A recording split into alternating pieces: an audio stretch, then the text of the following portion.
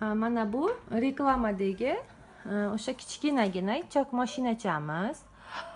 Bu chok mashinamizni qulayliklari korobkasida 5 ta mokkisi, zapas hamda bitta ignasi bor. Va buni oyoq bilan ishlatsa bo'ladigan tepkisi va agar buni ishlatmagan holimizda mana knopkasi orqali ishlatsa bo'ladi. Mana yana buni elektr tarmog'i orqali yoki bo'lmasam batareya orqali ham ishlatsa bo'ladi. Mana hozir ishlatgan materialimiz qalin material, lekin tikishi juda ham oson hamda to'g'ri. Akkuratniy tikilgan.